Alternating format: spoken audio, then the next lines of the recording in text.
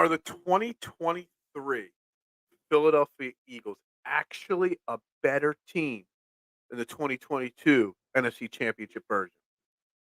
I know it's only 3 weeks into the season, but I kinda think that there's something to that. We're gonna talk about that today. We're also obviously going to break down the huge NBA trade that went down yesterday afternoon, Damian Lillard to the Bucks and what it means for our Philadelphia 76ers. Trending in the AM live here on Philadelphia Sports Network. We start in 30 seconds.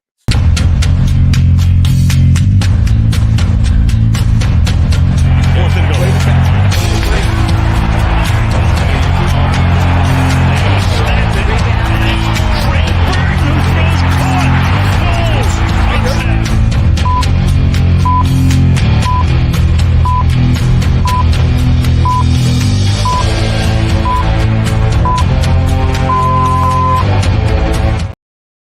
And a very good morning, everybody, and welcome to Trending in the AM right here on Philadelphia Sports Network. We're live, Facebook and YouTube. You know the drill. Hit that like button, hit that share button, hit that subscribe button. It doesn't cost a thing to promote and share this show out for me. This great community that we are building here at Trending in the AM. Uh, it's only grown with the work and help and effort of each and every one of you that watch this show. Again, I always say Training the Aim. It's the only show where your opinions actually matter. And if you're watching this show for the first time, you'll see that because this show is built around you, the listener, the comments of the listener, the ideas and thoughts of you. So that's what I want to say there. I am Phil Stiefel, your host, and we got lots to talk about today.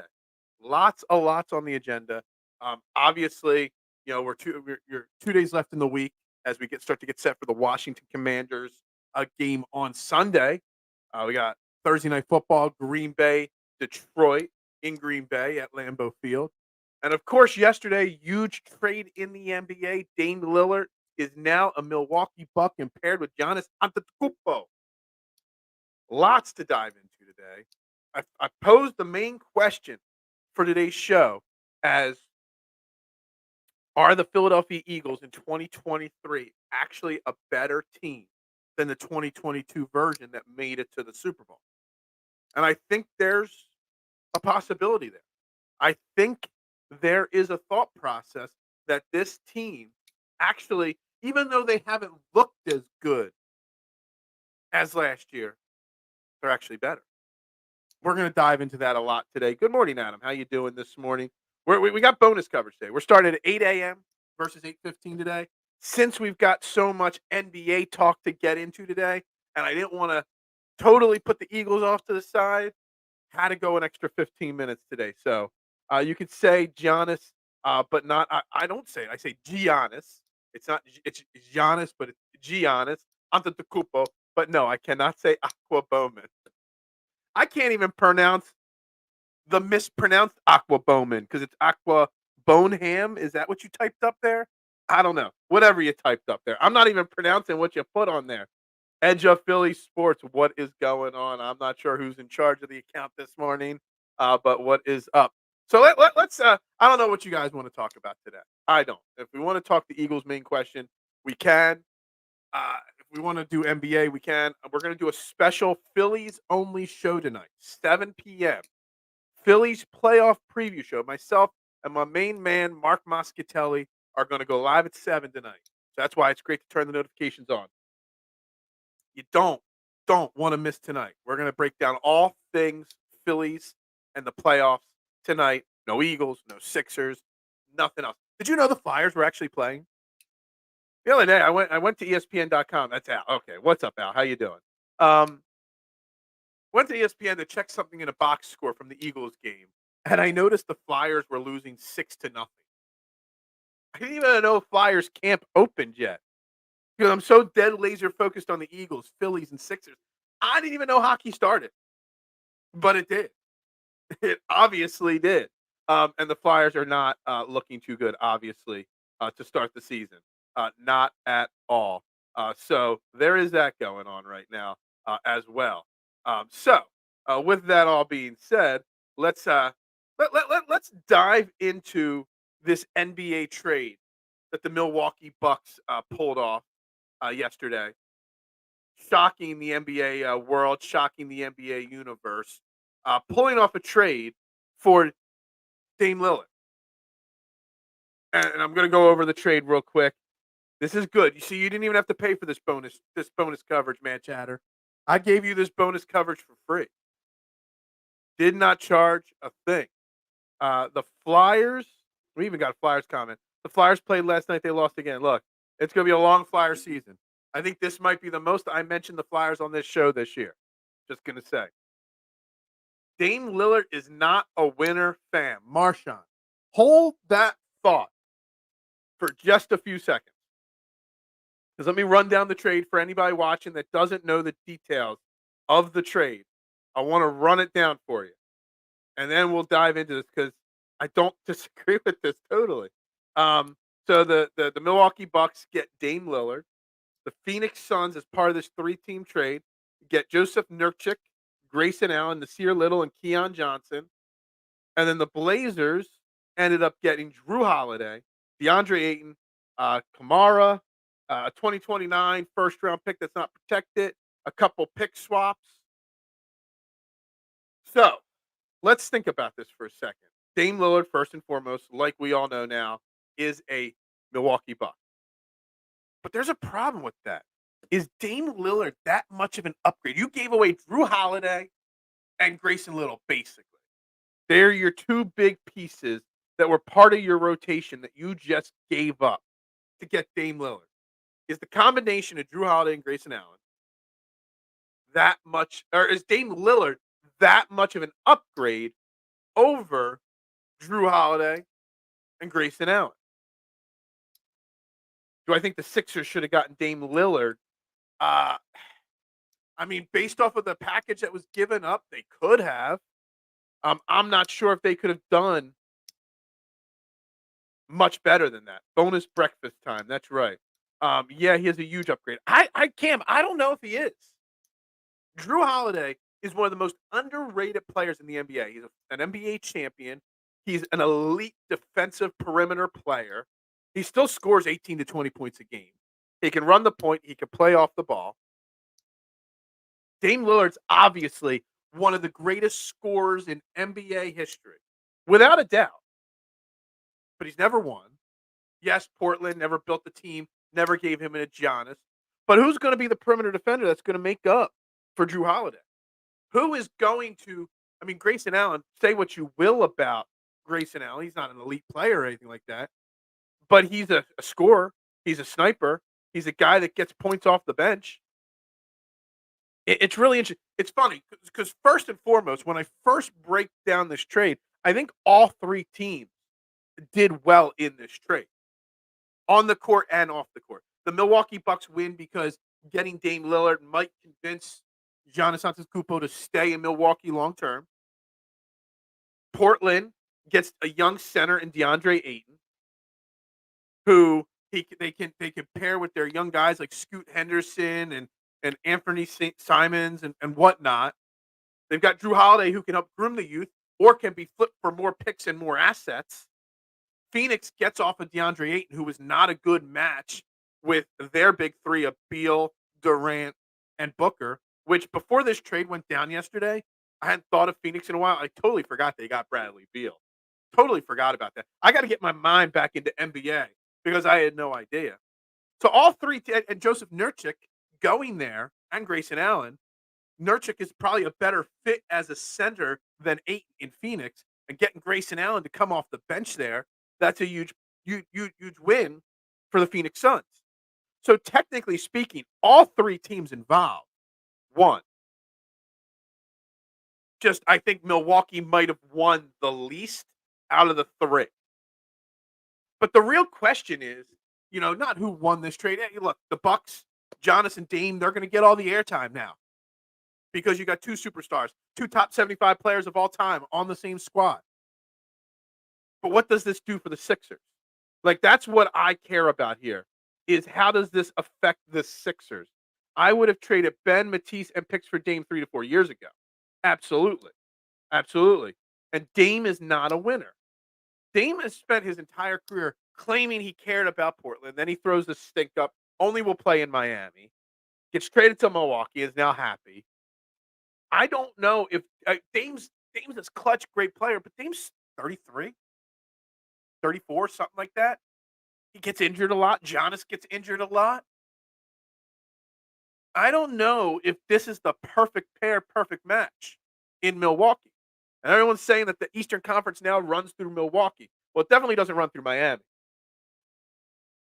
But the question is, what do the Sixers do here? Does Dame going to Milwaukee speed up the James Harden trade process?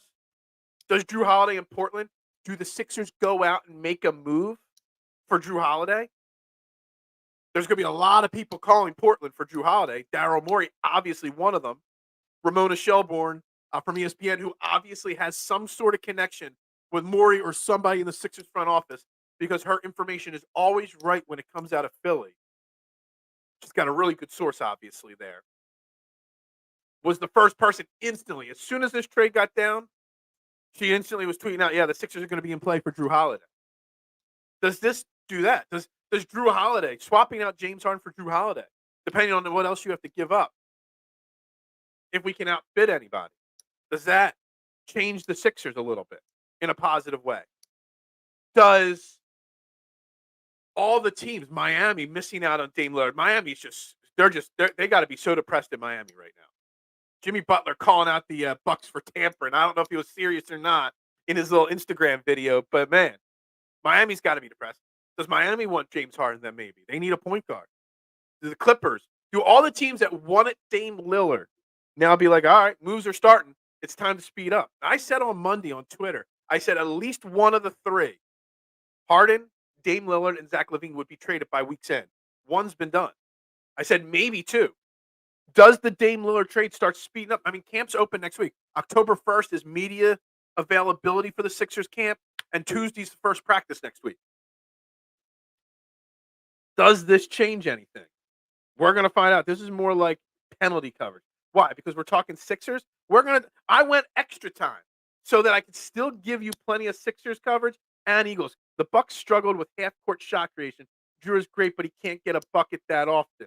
Their offense, yes, it's going to improve their offense, Cam, but at what cost? Is it going to affect their defense?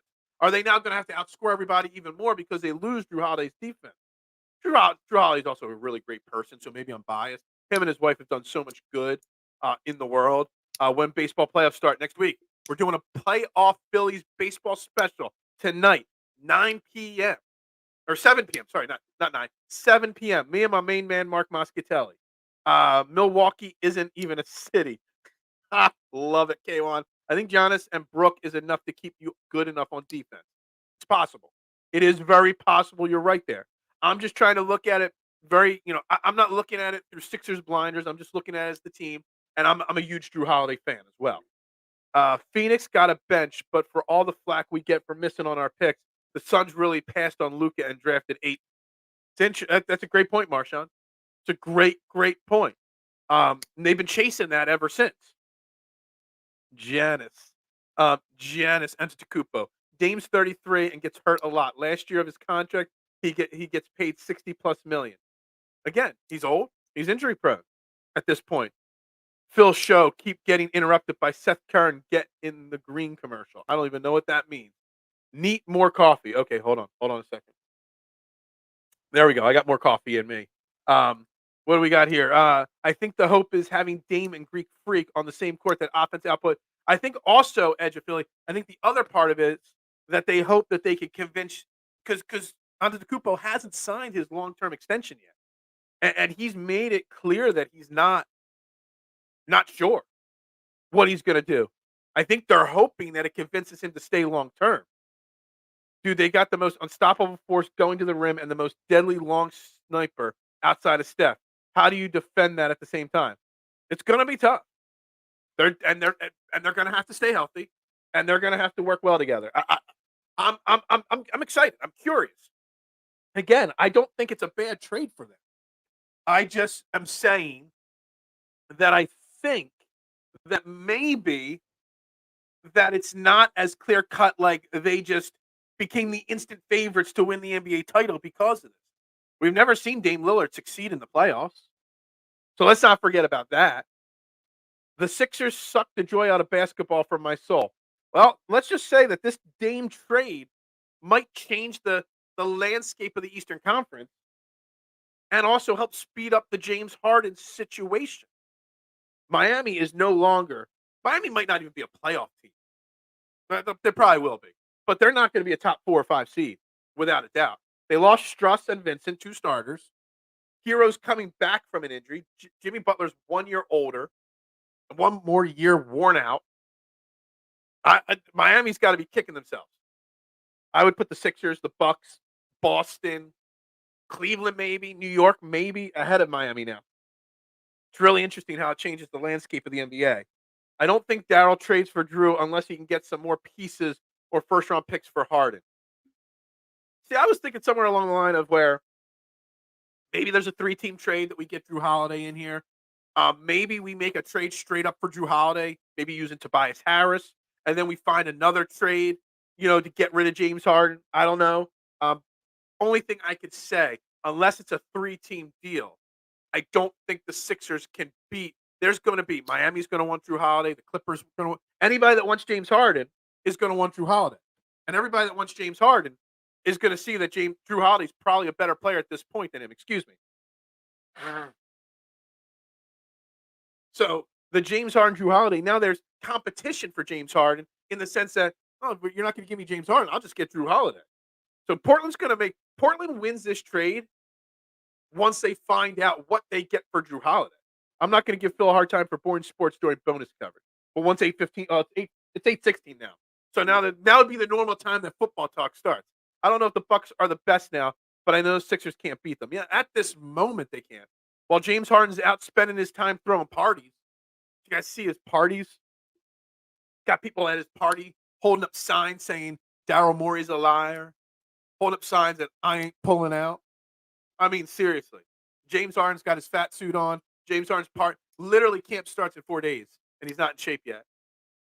And he's out partying, not worried whatsoever. He's not going to show up, but if he showed up to camp, they're doing camp in Colorado, Mile High City. With the first 5 days to really get everybody's conditioning up to par. He is going to be sucking air if he showed up. Nick Nurse, defensive acumen will be tested all year, but I wouldn't put it past him to figure it out. Yeah, I mean, I'm really leaning into the 2019 Raptors that won the NBA Finals, and how he took a lot of unknowns and turned them into stars. I'm hoping someone like Nick Nurse can get Paul Reed, Jalen Springer, DeAnthony Melton, all these guys playing at an elite level and help take Tyrese Maxey to the next level, the superstar that I think he is. I think that's the X factor for the Sixers. Not what we get for James Harden or if we can get James Harden, out of here. Hell, I was listening to the radio yesterday. I was listening to, I don't know if it was NBA radio or ESPN radio on Sirius XM last night or yesterday afternoon when I was driving around to kind of get some information on this trade. And someone said, one of the hosts said, Joel Embiid should be sitting everybody down and be like, yo, you're not getting traded. We're not going to trade you. Let's get on the same page. If James Harden would come and just be who he was last year, that alone, we're right there with the Bucks and the Celtics again. But James Harden is such a freaking psychopath. Tell OKC and Paul George that Dame hasn't been good in the playoffs. All right, so he had one good series, one good game, where he hit that game-winning shot in what was it, the first or second round? I think it was the first round. I don't think Dame's ever gotten out of the second round. Joel hasn't gotten out of the second round. Neither has Dame. So Joel really has to pack his balls every game. Yeah, Joel. Right now, this is the Joel Embiid Tyrese Maxey show right now. James Harden isn't showing up. Let's be honest here. Does he really have his fat suit on? I stopped paying attention. Dude, there's a couple clips of him at his party. Go look at the video from his party. It was circulating yesterday. It's pathetic, man. I mean, he doesn't look in shape.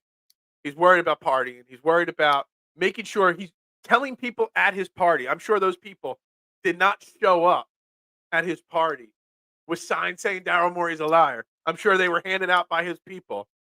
It's just not a good look, man. Not at all. Sixers have the deepest bench in the NBA until Morey packages a bunch of players in a hard trade for an impact player. I don't know about the deepest bench in the NBA.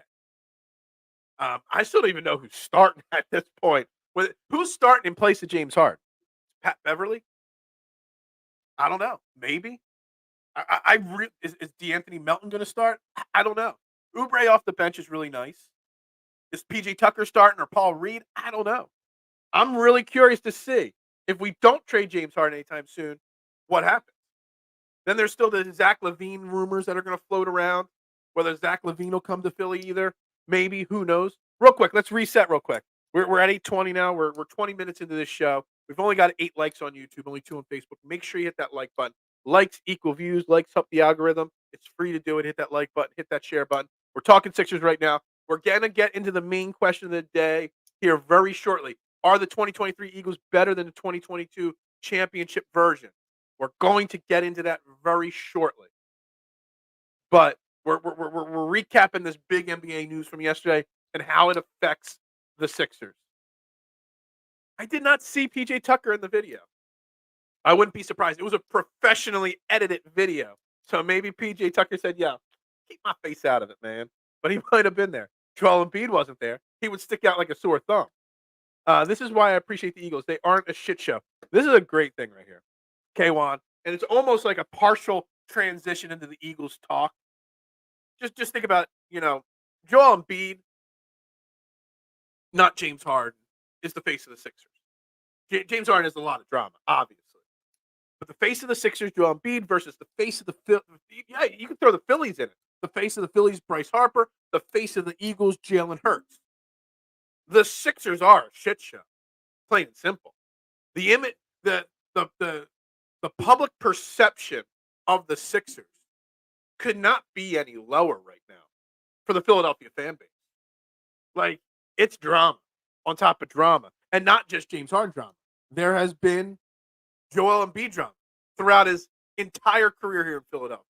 Ben Simmons drama. It's literally drama after drama after drama after drama. And I don't know. I don't know what's happening here. I don't know what the cure to the drama is. But I've said this before with other football teams and other football team drama, how happy I am to have Jalen Hurts leading our Eagles. Just in Philadelphia, though, I'm so glad that the difference between Jalen Hurts and Bryce Harper, comparing them to Joel Embiid and James Harden, it's night and day. Night and day. And on top of that, it just makes you appreciate them so much more. Zach LaVine would keep parish with these Bucks. Yeah, I don't know how I feel about Zach LaVine, Marshawn. I don't. I know Zach LaVine's a really damn good player, and having Zach LaVine happy in Philly is better than grumpy James Harden in Philly. I just don't know if Zach LaVine is as elite as people put him. He's a great player. He's an all-star level player. But I don't know if he's elite. I don't know. And I don't even know how he would compliment Joel Embiid. I know he shoots more now than he did early in his career. But isn't he more like a slasher and get to the rim type of guy? Draw fouls, get to the free throw line. I know he shoots a decent shot from outside. I'm not sure how his defense really is. I don't know. I still prefer Drew Holiday over LaVine and James Harden at this point. The Daryl Morey signs were hilarious. They were funny, but it just shows the immaturity still. It just shows the lack of focus. Like, James Harden probably in his mind knows he's not getting traded and doesn't even care. Like, he's made his money. He'll sit out. He don't care. Do you think Howie could fix the Sixers? Different set of rules and fully guaranteed. I wouldn't put it past Howie Roseman to find a way. He might have to sit down and study the rules a little bit, but I would not put it past Howie Roseman one bit that Howie Roseman could solve all the Sixers' problems. I wouldn't put it past Sam Hinkie. Sam Hinkie would come in here and have James Harden traded in 5 minutes for a couple second-round picks just to get rid of it. And it's almost like what Daryl Morey's got to do. Like, I know you don't want to just settle, but kind of have to. We don't need all. I hope Joel Embiid and Nick Nurse step to the podium on Monday morning. I think Monday morning is the date of the media availability. Steps to the podium. Maybe it's Sunday. Steps to the podium on October 1st and says, "Look, everybody, no James Harden questions. We're not going to talk about him. Put their foot down right away, because it's going to be a distraction all camp. It's going to be a distraction all year. Media members are going to ask about it all year. Harden didn't know 99% of the people at that party. It was a bunch of strippers and Instagram models. Yeah, I mean, pretty much. It was a bunch of people trying to get on social media and say that where they were. I mean, there's nothing wrong in this statement from Missing. I mean, it is 110% accurate, without a shadow of a doubt. I defy anyone to explain the salary structures of NBA contracts.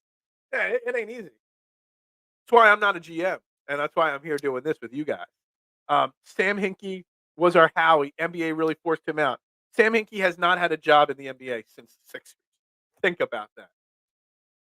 And the guy really wasn't that bad. Really wasn't. I mean, I know he never got to see the end of his vision. I don't know if he had a vision. I'd like to think that he had a vision, but I don't know. They do anything for clout. Yeah, I mean, the Instagram models, I mean, hell, one sign was being held up that said, "I ain't pulling out," and it was getting a lot of attention in the Harden video. All those girls were hoping some NBA player knocked them up, or rapper, or celebrity of some kind. They were hoping to get knocked up. That's their meal ticket. Mister, he knows more IG models than most people. He knows. He don't even need to know the IG models. All he's got to do is put out a post, put out a tweet, put out an Instagram post. Party. If you want an invitation, let me know. Everybody's going to sign up for it. They dunked on Howie's draft acumen, but he never had anything like a Ben Simmons or a Markelle Fultz. K1, I will disagree with you on that. I mean, Howie has made a lot of mistakes in the draft. Before. Not the last couple of years, but before. I mean, Jalen Reagor, that wasn't a very smart one. Who was that defensive end? He ended up coming out with a story that he had a lot of depression. Marcus Smith or something like that. That was bad. Was Howie Roseman the GM that drafted the firefighter? There have been a lot of bad first-round picks from the Eagles over the years, for sure. So I don't want to just say that Howie Roseman never had a Ben Simmons or Markelle Fultz, because both those players are still. I mean, Ben Simmons is a dope, but when healthy, he's still a solid NBA player. Markelle Fultz is slowly forming into a solid NBA player. Hell, I would take both Ben Simmons and Markelle Fultz back in a James Harden trade right now. I really would. They wouldn't make us any worse. They might make us better. Sam was the Sixers' savior. He would have traded Ben after his rookie year for a ransom. Yeah, he chose Ben Simmons and Brett Brown over a lot of people. Lost, lest we forget. I mean, Jalen Reagor is all we need to do. Jalen Reagor over Justin Jefferson. But without messing up the see, here's the thing with the Eagles. If Howie doesn't mess up the Jalen Reagor trade, we don't have A.J. Brown, Devontae Smith. Because if we get Justin Jefferson, the Eagles don't slip and don't have to kind of refresh. Doug Peterson, Carson Wentz might still be here. His mistake on Jalen Reagor kind of turned us into what we are now, which is the Jalen Hurts, Nick Sirianni show, which is going to potentially turn into a dynasty in the NFL. So we might, people might forget about the Jalen Reagor mistake, but the Jalen Reagor mistake actually put us in position to be the team we are now. We don't have A.J. Brown, Devontae Smith, Jalen Hurts, Nick Sirianni, if Howie Roseman doesn't. So maybe Howie Roseman purposely made that mistake just so he can start the turnaround. Maybe he saw into the future. Maybe he's got a DeLorean. Reagor he was a first-round pick. He was a first-round pick, K1, with Justin Jefferson going the exact next pick. When a lot of people, me included, said Justin Jefferson needed to be the pick. James Harden's a strip club Hall of Famer. He's got his jersey hanging in strip clubs. Legit, no lie. There are strip clubs, especially in Houston, that have his jersey hanging in the rafters because of it. I mean, it's that big of a deal. And the fireman was an Andy pick. That was before Howie Roseman started making picks. Danny Watkins was his name. I mean, Howie was still the GM at that time. Maybe he wasn't making final decisions, but he was still the GM. I don't care what Embiid has to say at his press conference. His effort in Game 7 spoke 1,000 words. Look, this is a big year for Joel Embiid and his legacy. Last year was all about legacies for everybody, but his legacy's on the line for not his on-court play, but his maturity. How does he handle the James Harden situation? How does he handle not having that second superstar next to him? How does he handle this pressure this year? It's a big year for his legacy. How he totally redeemed himself since Devontae Smith. Absolutely. Without a doubt. And I won't lie, Al. I was worried that draft with Devontae Smith. Not because of Devontae Smith, but because I wanted Micah Parsons so bad. When we traded with the Dolphins from 6 back, and then we traded back up to get Devontae Smith. But when we traded back from 6, I was like, I wouldn't have done that. I would have taken Micah Parsons at 6. And then the Cowboys go and get Micah Parsons. I was steaming that night. I was steaming. I was so pissed off. I mean, Devontae Smith's worked out. Micah Parsons hates being in Dallas, it maybe seems. So maybe he becomes an Eagle like he wants someday. But man, I wanted Micah Parsons so bad in that draft. Let's discuss who the Sixers passed on for Simmons and Fultz. All right. Well, first off, the Fultz part of it, K1. They did not pass on Jason Tatum. They did not pass on Lonzo Ball. Well, they passed on Lonzo Ball. The deal with Boston for the 100th time was only made because they thought the Lakers would take Fultz at 2. Fultz was the choice. Boston wanted Tatum. The Lakers did not want Tatum. So Boston does not make that trade with us if the Sixers are taking Jason Tatum. There had to be an agreement. We'll make this trade with you so you can get Fultz. And Fultz was the consensus number 1 pick in that draft. Let's go back and look at it all. He was. So that's different. The Simmons one's a totally different story.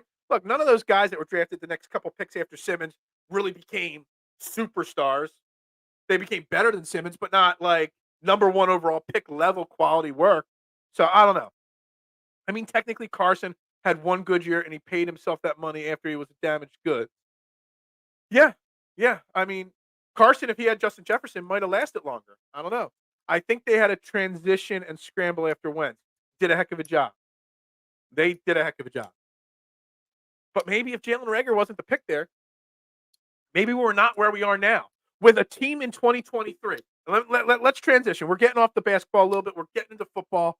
Maybe we'll swing back to basketball more later in the show. It's 8:30 now. We got about an hour left in the show. Make sure you hit that like button. We're up to 10 likes on YouTube. Still only 2 on Facebook.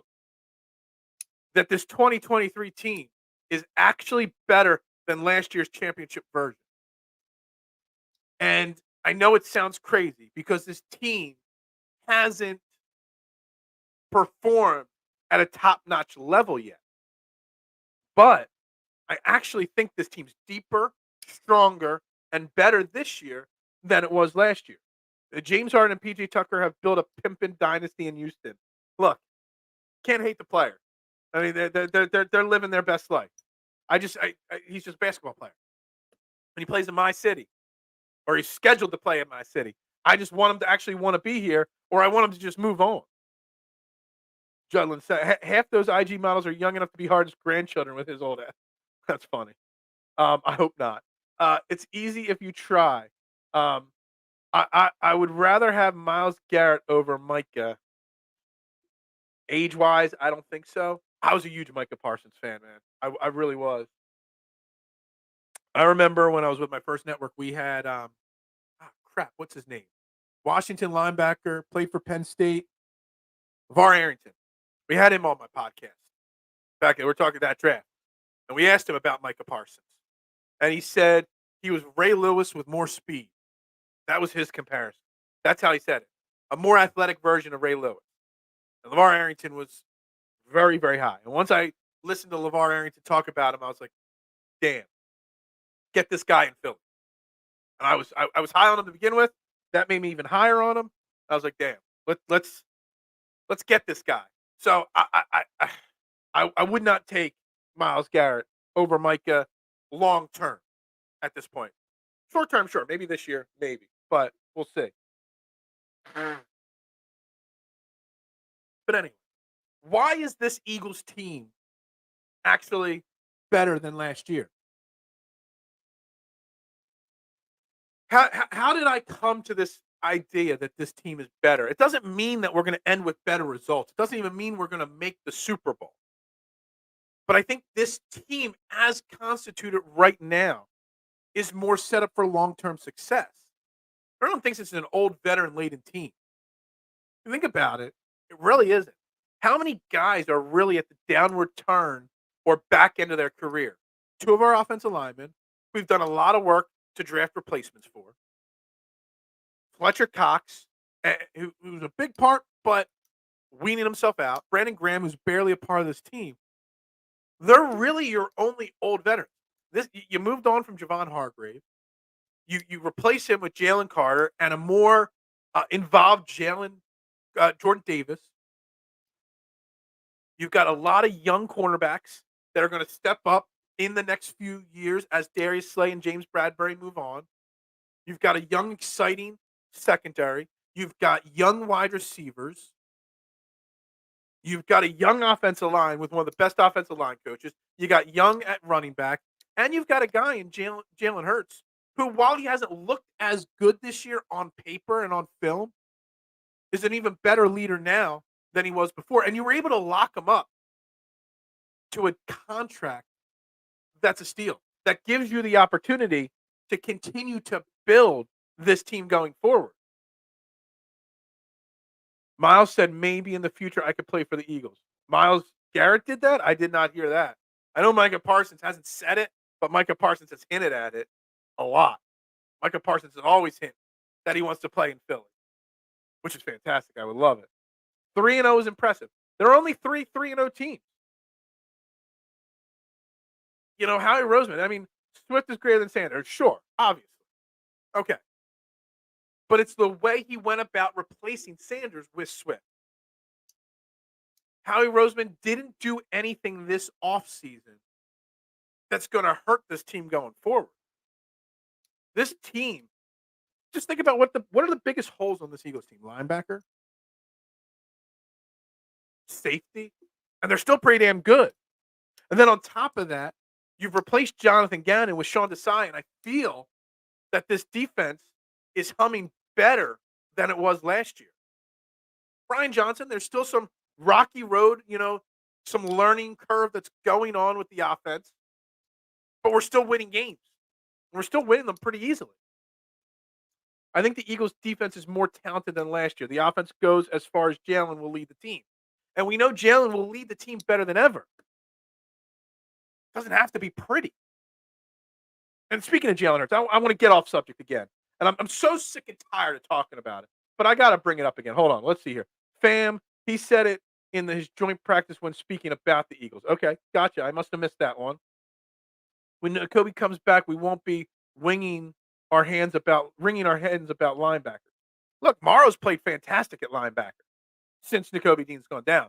Let's not look, Nakobe Dean, I mean, he's the future at linebacker, but Nicholas Morrow and Zach Cunningham have played great these last two games.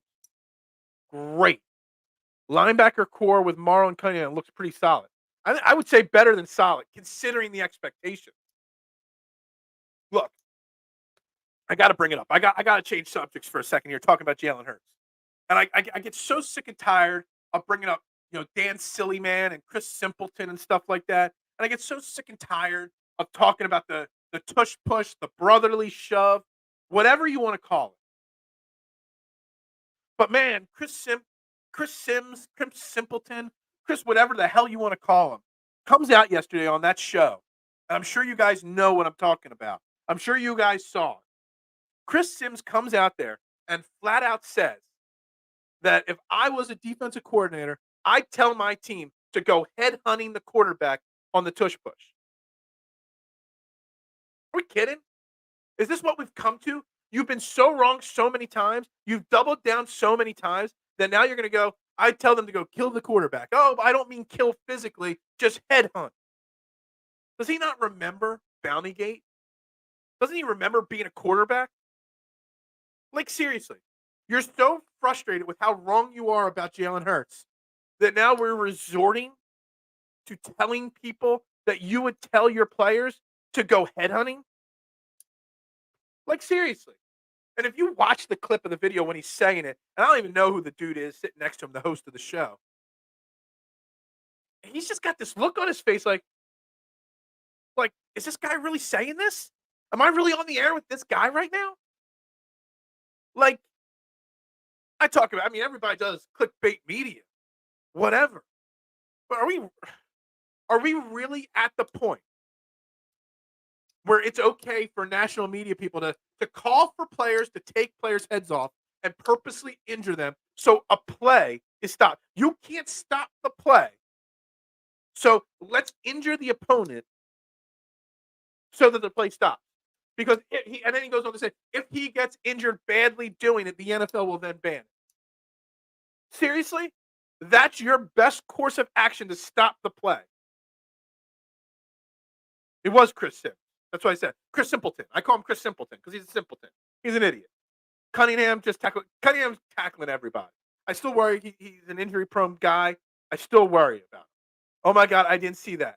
Go look it up. It's not hard to find. If you follow me on Twitter, I shared it out yesterday. Like, seriously. And the co-host with Chris Sims is like no clue how to even respond. So his response was, I don't think Chris Sims meant literally physically kill him. And Chris Sims said, haha, no, obviously not, but I would try to injure him. Like, seriously. And this is it. Like, he's not even a clickbait media guy anymore. He's just a lowlight. He's just a scum. And I call him Chris Simpleton. I'm going to call him Chris Scum. I don't know what else to call him. Like, I literally can't believe that that's what it's come to. Not surprising. It's not. But, I mean, it's really stupid low. Florio's a lawyer. He knows. Was that Florio that's next to him? I don't know. I don't know all these guys, their faces and stuff. Plus, I was so floored with the comment. Like, I really was. How he has to stop appearing on that show in the offseason. I didn't even know he did. Look, it's ridiculous. I mean, yesterday, J.J. Watt, legendary, future Hall of Famer, came out in support of the tush push. Yo, stop it. A couple other people came out and said yesterday, bigger name people. Look, Tom Brady basically ran the tush push. There was a little pushing from behind. Nobody had a problem with Tom Brady doing it because it was Tom Brady. Talked about it yesterday, how Jalen Hurts should be the face of the NFL, but for some reason they don't want him to be. But Tom Brady was the face of the NFL and did it. It was perfectly fine. Nobody can stop Tom Brady. Nowhere near Jalen Hurts' strength. Nowhere near. But Tom Brady knew how to drive those legs and get pushed from behind. Then you got Richard Sherman out there saying, well, defensive players can't push forward like that, on kicks and punts. There's a difference there, Richard Sherman, you idiot. You can't push a center, a long snapper, when he's trying to punt or snap to a punter because he's prone to get injured very easily because he's a defenseless player in that position. That's all. That's the only thing that's not allowed on defense. Not on a 3rd and 1 or a 4th and 1. You can push all you want. The problem is you're just not as strong as our guys. But the fact that Chris Sims yesterday was on the air and did that, the fact that Chris Sims hasn't been suspended for not just suggesting, saying that that's what I would do. I would try to have my team injure another player. That's as low gets. That's beyond clickbait media. That's just wrong. And I'm so furious. I was so furious about when I listened to it yesterday. He had an awkward interview this offseason with the co-host of that show. I did not see that one. Only player to worry about getting injured as the quarterbacks need is Kelsey. He's at the bottom of 1,000 bodies. Yeah. I mean, there's a lot of people that could get hurt on it. But it's an effective play. Richard Sherman came out against the brother. Yeah. And as I just said, his defense of why it's a bad play is wrong. Because he's using special teams not being able to push through the long snapper as his reason that it's unfair. Totally different scenario. 110% different scenario. I also worry about Kelsey on that play. The trenches can be scary. But you don't hear Kelsey complaining about it. You don't hear Jason Kelsey saying, it's a big risk to me. He knows that's part of being an offensive lineman. You put your body on the line every single play. Jason Kelsey, I mean, even if he got hurt on it, you wouldn't hear him complain. As long as they got the first down. And if they didn't get the first down, He'd say, damn it, I should have done more. I don't like how the Eagles are allowed. Well, you're going to go into timeout for that one. Phil into cancel culture. We're not even going to address that. The Bills could do it. Yeah, I mean, you would think the Bills could do it. I mean, they got Josh Allen. He's like 7'8", 275 pounds of muscle, supposedly, but he don't have the power. He doesn't have the. It takes a lot of mental fortitude to run the tush push. It takes a lot of leg strength, but it takes mental fortitude because everybody's going to get hurt on that play or beat up on that play. Is the NFL sensitive? Was there a time where that comment would be more acceptable? What, the headhunting? All right, I think this is an interesting comment, Judd. Is the NFL sensitive? No, I disagree. It's not sensitive. The NFL is smarter. They know more about concussion. They know more about head injuries than they knew about back when Dennis Allen was doing it with this. Was it Dennis? Who was not Dennis Allen? What was the defensive coordinator for the Saints that came under scrutiny for it? Sean Payton was suspended a year for. The NFL is way smarter than during the Buddy Ryan era. You're not going to have body bag games anymore. That's what it is. It's not sensitive. It's smarter. Go back. I don't know where you'd find it. I know years and years and years ago, I watched an interview ESPN did with Jim McMahon, legendary Bears quarterback. And during the interview, he was talking about how he could walk to the end of his driveway, and he's got a short driveway, and to get the mail. But by the time he gets to the end of the driveway, he forgets where he is. In the middle of the interview, if you watch, it's not the blooper reel, the unedited version, that they edit this out at first, and then they released it later on. He was in the middle of the interview, being asked a question and answering the question, and he's like, hold on. Who are you? What are we talking about? Because he was so lost. We know so much more about head injuries and concussions and how they lead to suicide and problems in life that they're just trying to protect players. And headhunting, that's not protecting players. I don't know. I don't know if it's sarcasm from you. Sometimes I never know, my man. Yeah, that's the let's intentionally hurt somebody quarterback comment. It's just not smart. You can't do that in the NFL. Yeah, at the bottom of the scrum pile, you might see some eye poking, some groin grabs. You might see some dirty Ric Flair tactics down there. But to literally say, let's go for the head of a quarterback. No. Greg Williams, that was the name of the bounty guy for the Saints. There's a reason why he was kicked out of football. You just can't do that. The NFL lets that comment live, but AJ can't wear neon green cleats. The NFL is so weird on what they do. I mean, the NFL doesn't really have a say whether Chris Sims keeps his job at NBC or not. But NBC, as a big sponsor and big spender with the NFL, could step in for the NFL and say this isn't going to be acceptable. Seriously. The cleats triggered you. If you get the quarterback, I bring you the sizzle. I'm the coach. Yeah, no, it's not acceptable. You said his name was Jim McMahon, the Bears quarterback. Yeah, that was there was a story by ESPN about Jim McMahon, the quarterback of the '85 Bears, and how many concussions he played through. Not just had, played through. He would say he'd get 3-4 concussions a game because the NFL wasn't smart enough. It wasn't as soft as it is today.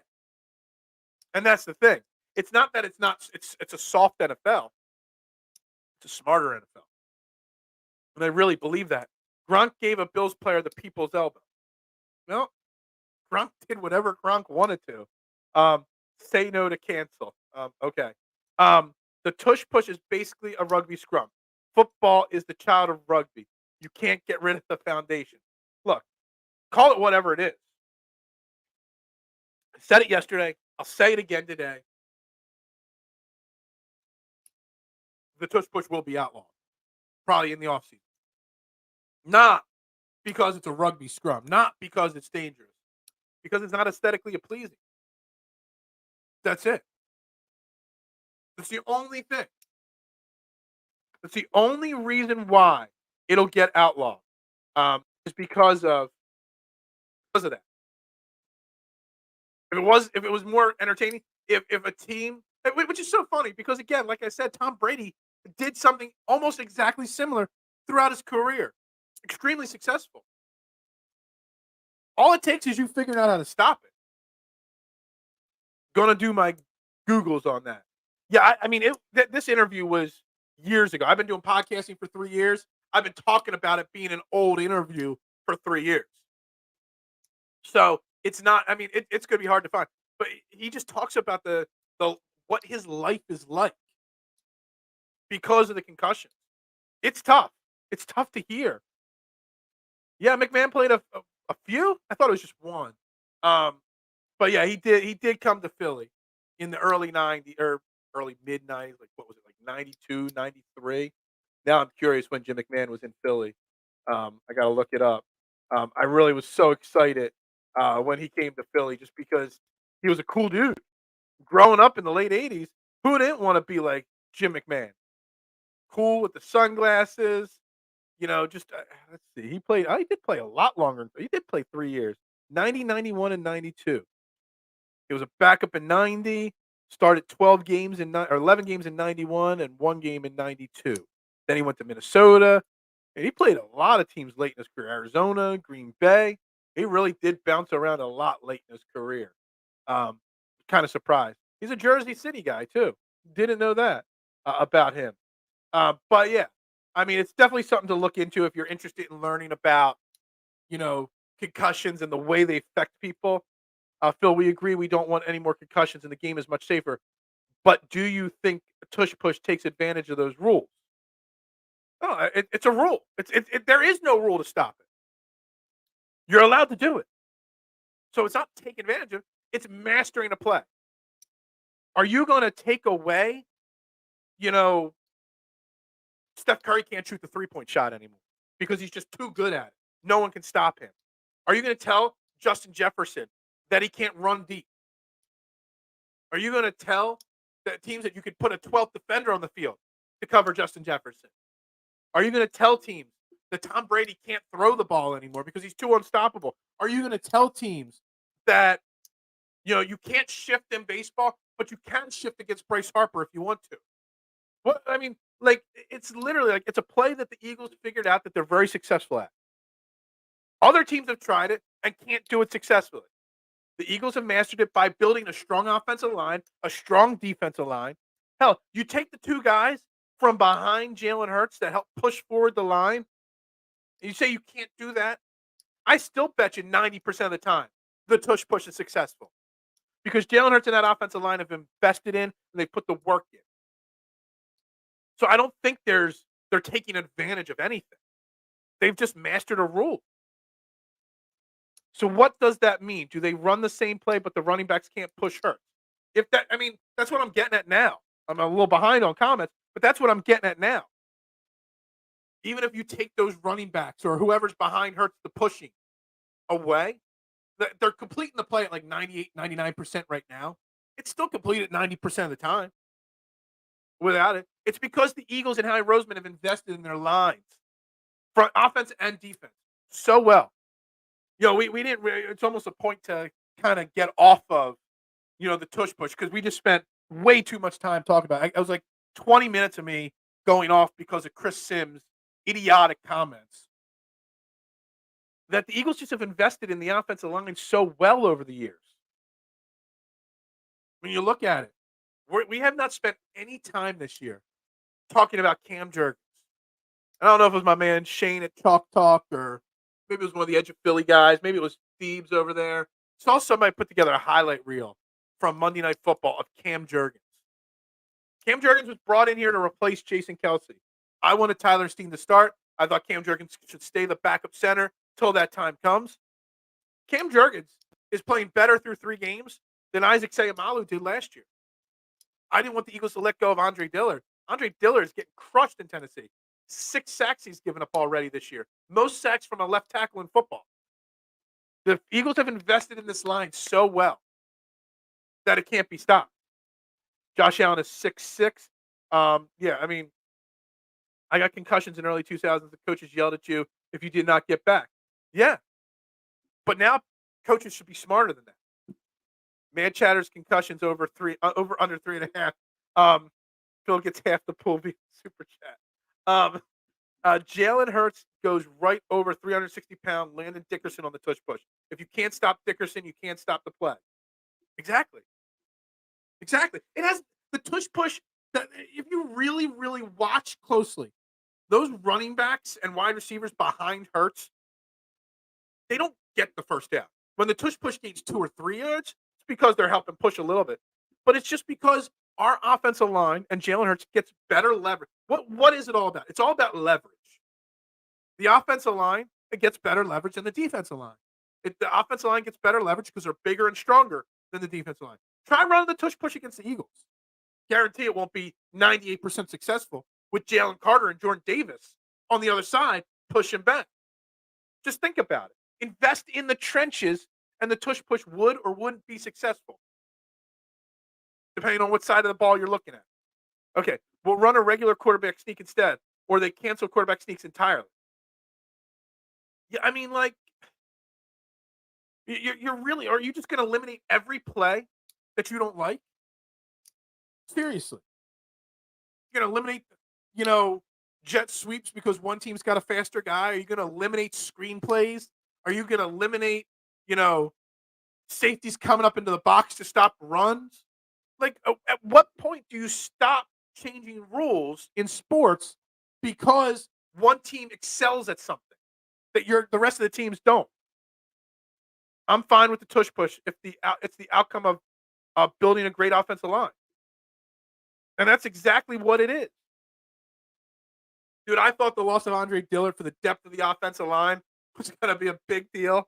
Yeah, I mean, no offense to Jeff Stoutland. He's one of the best. But I guess leaving Stoutland University, I guess you never graduate Stoutland University. You just stay in school. And then when you leave and transfer to another school, you instantly fail again. Because Dillard's leading, I don't know if he's leading all offensive linemen, but I know he's leading left tackles in sacks given up. He's given up 6 sacks in 3 games.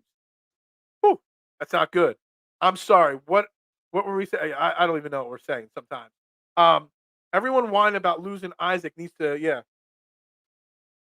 Look, I mean, it's almost like if you don't hear a guard's name, that's a good thing, right? I haven't heard Cam Jurgens' name mentioned, so I wasn't paying attention. And I believe it was Deebs from Edge of Philly that did a highlight video of Cam Jurgens against the Bucks. The Eagles now have to consider drafting a center replacement for Jason Kelce again. Because Cam Jurgens, just like Landon Dickerson was drafted to be the center of the future, then became one of the best left guards in football. Now you can't move him back to center. Now they just drafted Cam Jurgens to be the center of the future. You might have found the best right guard in football eventually. He's got a long way to go. We're through 3 games. But through 3 games, Cam Jurgens hasn't allowed a pressure. I mean, he's run blocking great. Like, legitly, Cam Jurgens has instantly turned himself into one of the best at his position that he's never played before. It's crazy. And I don't think Cam Jurgens is getting any credit for what he's done. On a side note on Landon Dickerson, I want to double check this. I don't want to trust my mind just yet. It's still a little early. Let me backtrack here. Yeah. You want to hear something really big? Is Landon Dickerson, who came out of the last game because of a knee injury, was a full participant in practice yesterday. That is a huge sign for the Philadelphia Eagles going against Washington. Full participant in practice. Is Dillard considered a bust? He was a first rounder. Yeah, he was like 21st or 22nd pick. Maybe we even traded up to get him. Is he a bust? Yeah, I would consider him a bust. He got hurt early in his career. Gave Jordan Mailata the opportunity to steal the job. Last year, he played well as a swing tackle / guard / backup depth piece. I really thought that he was an important depth piece. But, knock on wood, for the most part, our offensive line stays relatively healthy. Lane Johnson misses some time. Occasionally, Mailata missed time last year, but that was it. Kelsey's a beast. Dickerson gets banged up throughout games, but starts every game. Cam Jurgens, a beast. So, look, Dillard, As a first-round pick, yeah. I mean, there were some people that said he was a second-round talent. Some said he was a late first-round talent. He wasn't really drafted too far out of position. Um, but, yeah, I would consider him a bust. I don't know, mad chatter. I had concussions. Look, we've all had a concussion at some point. I'm sure. And it was undiagnosed. He got his bell rung. Laugh, laugh, laugh. Let's not laugh at people getting their bell rung. It's not fun. Brotherly shove really tilting our boy this morning. It's not. It's the reaction of Chris Sims. That's what's got me tilting today. Like, it had me tilting last night. I almost went live instantly when I saw that. I just was too busy to do it. Like, I really, like, I can't get over it. I'm trying to move on. Eliminate Tyreek Hill running separation against the Bills. Exactly. This is the point. Or, it's like, what was I going to say there? I was going to say something about one of the sports that they changed the football or the baseball or the basketball, the weight of it or something. Didn't they change like the weight of a baseball recently or something like that? I don't know. Some sport changed something with one of their balls. I don't know. And because they want the games to be more entertaining for the casuals. They want the games to have higher scoring on all sports. And the tush push is just not aesthetically pleasing. That's all it is. But Chris Sims making the statements he made just really annoyed me. His credits didn't transfer from Stoutland U. He did not. The grade point average did not. I love how perfectly Eagles roster is built. And this is why the question of the day, are the Eagles better this year than last year? Maybe I should have said, could the Eagles be better this year? Because we're only 3 weeks in. But the roster is so well built. And it's not even completed. Because the trade deadline is still weeks away. And you know how he's going to make a move. How he always goes all in when you got a chance. And he will. Just keep drafting Kelsey replacements. They turn into all pro guards. I mean, seriously. I mean, that's not a stretch of something to say. 9 o'clock, guys. 9:02, actually, to be exact. We are watching Trending in the AM right here on Philadelphia Sports Network. We're live, Facebook, YouTube. We got 13 likes on YouTube, 3 on Facebook. It's free. Free to hit that like button. I greatly appreciate it. We've been bouncing between 16 and 25 people watching live. So make sure you hit that like button. Helps get the algorithm up, helps get more people in. If you're watching on replay, I will see it. So make sure you drop your comments on replay as well. I am Phil Stiefel. Let's continue on. K1, yes. K1 spitting facts. I'm fired up over it. But I'm fired up over the Chris Sims part of it. That's it. I wasn't going to talk. We talked tush push yesterday, brotherly shove yesterday. Wasn't going to talk about it today. Wasn't. But then the Chris Sims thing came up, and I'm like, seriously, I'm forgetting stuff. I'm always forgetting stuff. That's what I do. Taylor Swift I'm going to try to, look, Taylor Swift is going to be at the Sunday Night Football game. They're already predicting record ratings at the Sunday Night Football game for TV because of Taylor Swift. The Taylor Swift effect, it gets annoying, without a doubt. Sure. But I guess we kind of got to get over it for now because it ain't going away anytime soon. How many fingers do I see? I don't know. I'm not sure. Maybe it's from my concussions. I don't know. I know of one concussion that I had when I got hit in the face with a baseball. Broke my orbital in 4 spots. Was not pleasant. In Andre Dillard's defense, only a couple offensive tackles can stop Myles Garrett. He's probably the best defensive end in football right now. Fair point. Fair point. Without a doubt. That is a very fair point. She drank out of the can, the drink. Someone get it from the oh my God. Stop. Look, the Taylor Swift stuff, it's fun. It's bringing, look, Travis Kelce's jersey has gone up 400% in sales. Sunday Night Football's pregame show, which talked about it, had the highest ratings ever. I bet you Sunday Night Football Chiefs game. I don't even know who the Chiefs are playing this week. I haven't even looked at the board this week.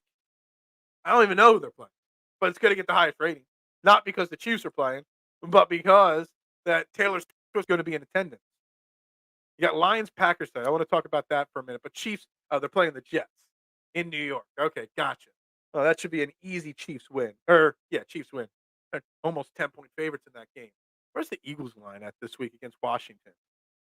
8-point line. Eagles are favored by 8 against Washington. That's interesting. Tonight, anybody interested in tonight's game? Lions Packers, 2 NFC North teams, both 2-1. Packers coming off a really nice win. Jordan Love looked really good late in the game. I always say that the home team has a massive advantage on Thursday night football. Packers are the home team, but they're 2-point dogs. This is like a really big moment. Ouch, Phil. Baseball. I didn't talk baseball. I mentioned the sport of baseball for 2 seconds. And again, make sure you tune in tonight, 7 p.m. All Phillies. Trending in the AM goes PM with a Philadelphia Phillies playoff preview. Don't forget it. Wait, what is today? Today's Thursday. Thursday night football. Tomorrow, we'll be doing our official Eagles Washington Commanders preview show for week 4. I'm going to make some bets on tonight's game. Yeah, I'm not sure what to think about tonight's game. I mean, the Lions are a great team. Are they overrated? I think tonight's a big test for the Lions. A division game, Thursday night football on the road. The Packers have like a really good emotional comeback win last week. It is a key thing. Like the Lions with Pack without Aaron Jones. Is Aaron Jones officially ruled out? That's what I'm not sure of. I haven't looked at those kind of things. I haven't looked at the injury reports. I guess if I click on this here on ESPN, maybe it'll tell me if he's ruled out. They got a big injury list. Let's see, full injury report here. That's all the teams. I don't want all the teams. Green Bay Packers. Aaron Jones is listed as questionable for tonight. Right now, he's still got the questionable tag. I like Taylor Swift's music. She got a few jams. Maybe Kelsey listens to her music to get pumped up pregame. Maybe. Doing now today. Dang, yeah. I thought yesterday was Thursday. Honestly, I was at work and I thought, why aren't we prepping more food? Because it's Thursday. We always prep the most on Thursday for Fridays. But I didn't realize it wasn't Friday yet or Thursday yet. But that's just what happened. I lose track of time. The Lions, it's a big moment tonight for the Lions. Are they the real deal? The Packers are a good team. They're not great. They got a young quarterback. The Lions on paper should win this game handily. But a Thursday night road game counters that. If the Lions can come out tonight and dominate the Packers, like on paper they should, on a neutral field, on a neutral Sunday, they should. That would be huge for everyone's confidence on the Detroit Lions. If it's a close game, which division games tend to be, that builds the Packers' confidence up a little bit. Hutchinson will give Love some issues. Probably. He's turned into a good player. Really, really good player. Young player. Goff is not a choke artist, by the way. Goff is an underrated quarterback. He's very mid, very average, but he's not bad. Love is very mid. You know, K1, I don't know. We don't know. He started 3 games this year. It's his first year as a starter. I saw something out of Jordan Love on Sunday. I know, when Derek Carr went down and Jameis Winston came in, the Saints kind of lost their sails. But they were down 17-0 in that game, and they marched their way back. Jordan Love showed me a little bit of never give up mentality there. And I like that. I like that. So I don't know how I predict this game. I guess I predict Detroit will win. It's only, what did I say, a 2-point line? So I guess that tells me give me Lions by 3 or 4 tonight. Maybe something like 24-21, 27 or 24-21, 24-17. Something like that. Let me see something with the Packers here real quick. They did put up 38 week 1 against the Bears. Only they lost to the Falcons, which is a bad loss, and they only put up 18 last week. I don't know if the offense of the Lions or the Packers can put up enough against the Lions. I don't. So, I'll take the Lions and the points tonight. But it should be a close game. It should be an entertaining game. It's a game I'm not going to watch because I don't pay for Amazon Prime, and I don't watch Thursday Night Football. I refuse to pay for streaming services to watch my sports. But that's just me. But back to the Eagles. Back to this question at hand. Are the Eagles better than the 2022 championship team? Am I out of line for saying that after 3 weeks? Am I out of line for saying it? Is it a hot take thing to say that? I don't know. Goff and Wentz got drafted back to back. We swore up and down we got the best quarterback. I still swear we got the best quarterback. That's not a knock on Jared Goff. Carson Wentz Carson Wentz has got a Super Bowl ring. Jared Goff does not. We don't get to that Super Bowl without Carson Wentz's MVP season. Let me tell you something. He had an MVP season in 2017.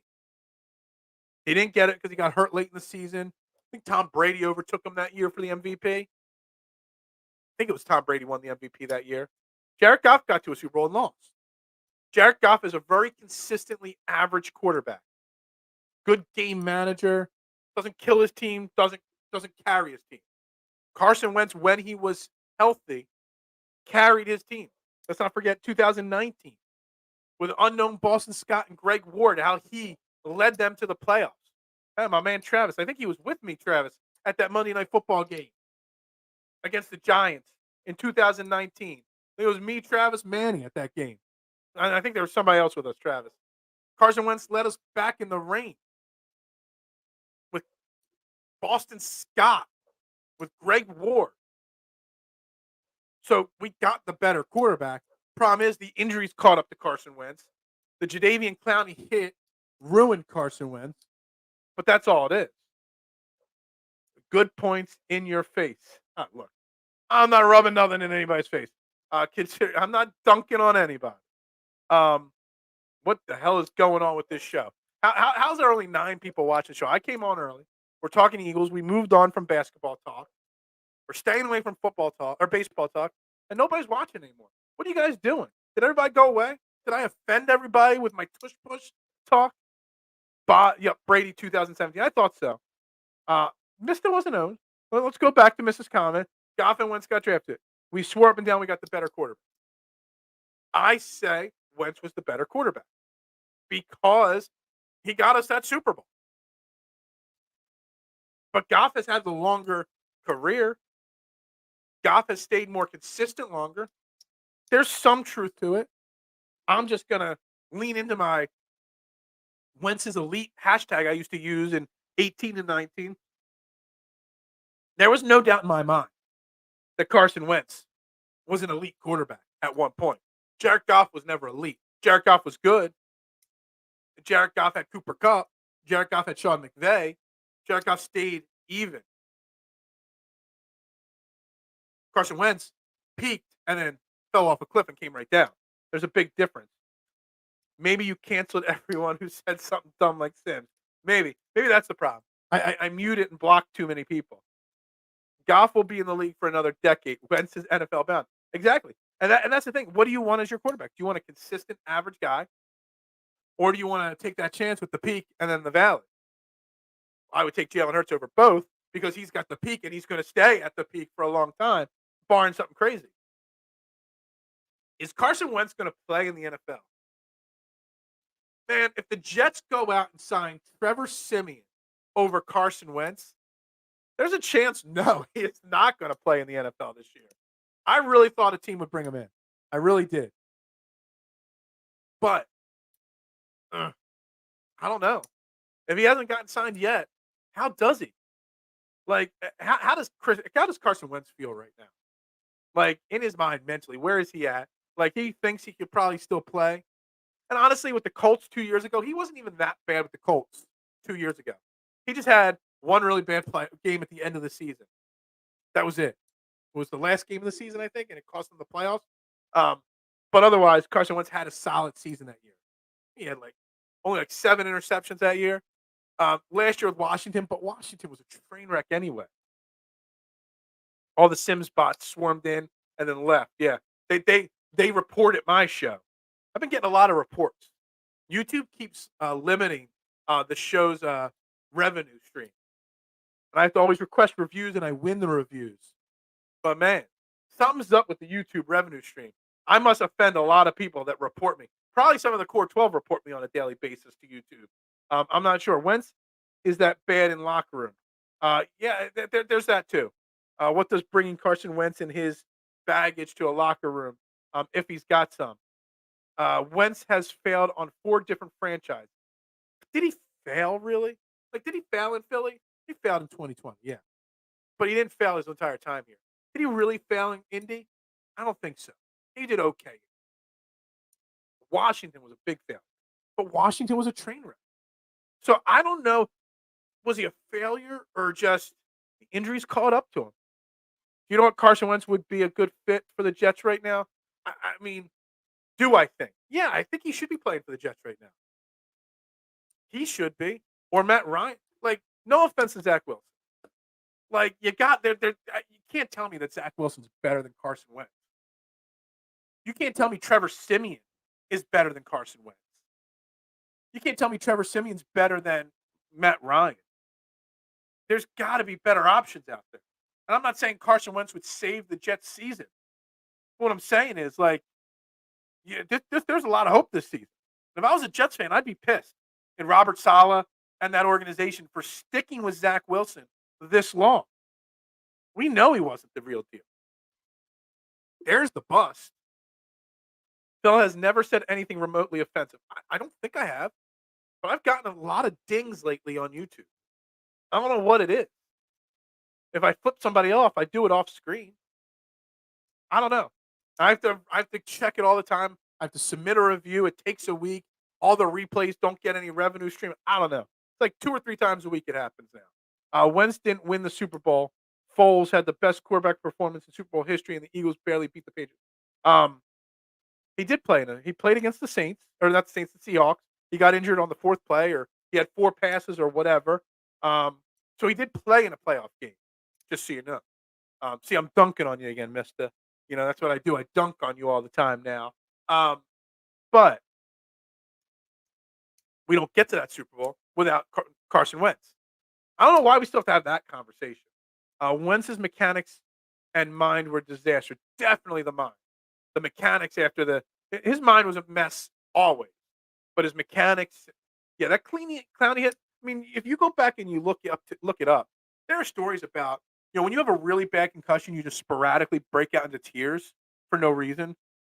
Supposedly, he was a sobbing maniac in the locker room a few hours after that concussion, which just tells me how bad that concussion was.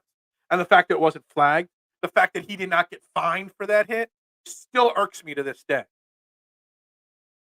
That's it. Yeah, Harden reported my beard. That's what it is. Phil skipped the NSFL comment. I didn't even see it.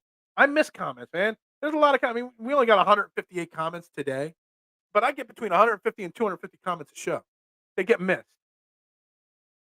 Phil offended Spring League reported. Yeah, exactly. We're at 9:17. We got about 12 minutes left in the show, guys. Let's make sure we keep hitting that share button, keep hitting that like button. I greatly appreciate it.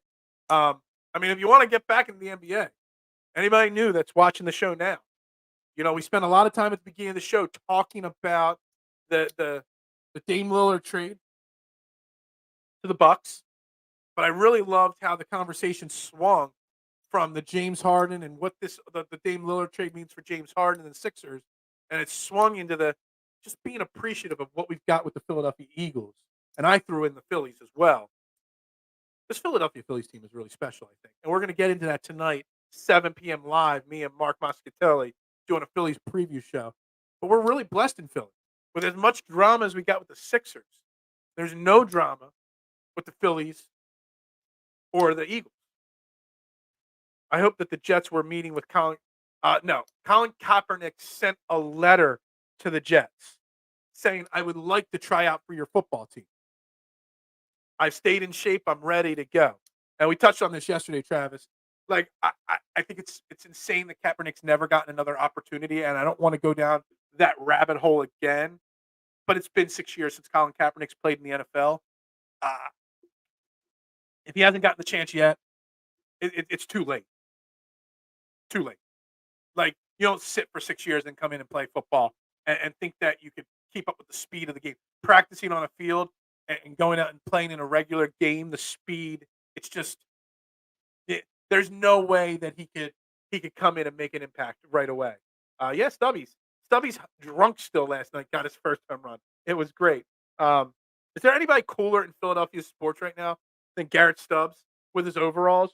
And I know if you're not a baseball fan, go look up Garrett Stubbs celebrating the Phillies playoff clinching win the other night. him getting beer doused in champagne, dancing it up. The dude's the coolest backup catcher since Todd Pratt. I'm just going to say that right there. But Denver claimed they offered him $14 million a year, and he turned it down, per the ESPN show. Yeah, I mean, if he turned it down, that's stupid. I doubt that they offered him a contract that big, and he turned it down. Honestly, look, I'm over the Kaepernick thing. Not not the fact that he was. I don't want to talk about the fact that he was blackballed by the NFL anymore. I don't want to talk about how he was, forced to stay out because he made a statement. I don't want to get into his statements, but it's 6 years, guys. I mean, Kaepernick. I kind of feel like it's going to be 2032, and we're still going to be talking about Kaepernick. He's still got something left in the tank. Like, I'm over it. I've moved on. I wouldn't want the Eagles bringing him in. Something happened to, God forbid, something happened to Jalen Hurts. Marcus Mariota's probably like the Jets should make a call to the Eagles for Marcus Mariota before considering bringing in Colin Kaepernick. That's where I'm at on the Colin Kaepernick part of it. Like, it just doesn't make any sense whatsoever. Ain't who a boomer? I'm not a boomer. No, it makes no sense. It just doesn't. But we got to count our blessings. The drama that the Sixers team has right now. I wonder if Tyrese Maxey can be that guy that takes away the drama in Philadelphia with the Sixers.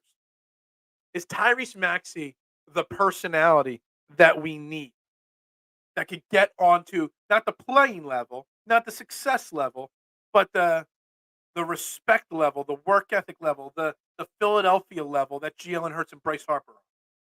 Can Tyrese Maxey save the image of the Philadelphia 76ers?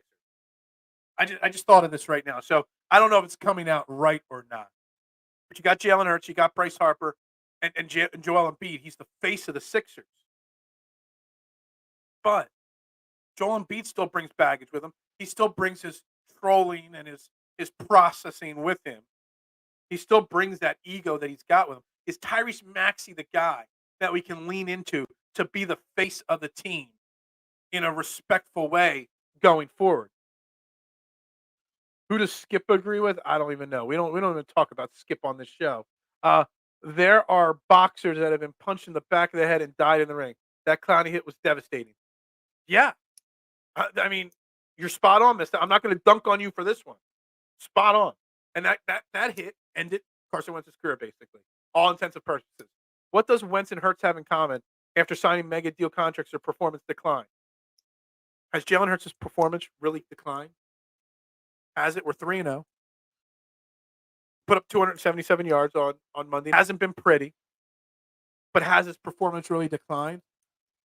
Just because he doesn't put up 300 passing yards a game, he doesn't need to.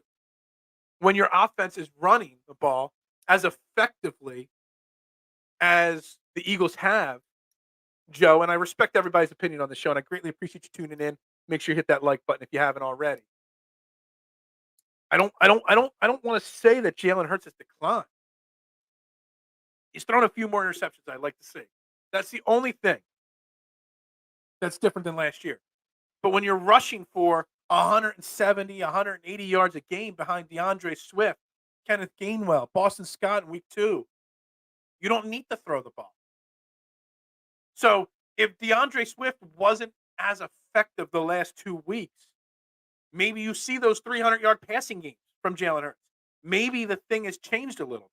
So I don't want to put Hurts into that signing a mega deal and he's having a performance decline because of the mega deal. Defense have adjusted the way they stop him. It's been 3 weeks. He's already starting to figure out a way to beat the defense's adjustments. We're running the ball super effectively, and we're 3-0. Carson Wentz's decline wasn't because of the big contract. It was because of the Jadeveon Clowney hit. I firmly believe that if Jadeveon Clowney does not hit Carson Wentz there, we don't ever even draft Jalen Hurts. Because Carson Wentz leads that team to victory over Seattle in 2019 playoffs. And then who knows what happens from there. I appreciate your opinion. I appreciate your comment. I just strongly disagree with it.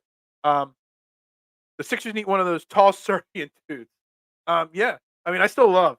We didn't talk much basketball in the offseason. Did anybody see the video of uh, uh, the Joker home in Serbia riding his bike to a horse race and just putting his bike on the side of a staircase like he was in some like no craps given. Him and I think it was Aaron Gordon was with him in the video, just chilling like a regular Joe Schmo, while James Harden's out there with 600 Instagram models hanging up signs of Daryl Morey's a liar. Big difference. Stephen A. Smith, whatever. Hurts will be better. Hurts has not been bad. So if Morey wouldn't trade Maxey for Dame, then why trade for another star that will take shots from Maxey? Well, I'm not saying we need to trade for a star, so to say. You got to trade James Harden, and you got to find a fair return for James Harden. If it's Zach LaVine, if it's it's a package of role players, I don't know. This is a big year for Maxey. It's like a transition year for the Sixers to an extent. But if Maxey takes the next jump that I think he can take under Nick Nurse, then it'll be interesting to see. All right, we're going to start the wrap-up process here. It's 9:27. Only a couple minutes left in the show. As we got to say, I got to remind everybody again, tonight, 7 p.m., myself and Mark Moschitelli, Phillies playoff preview show. No Sixers, no football.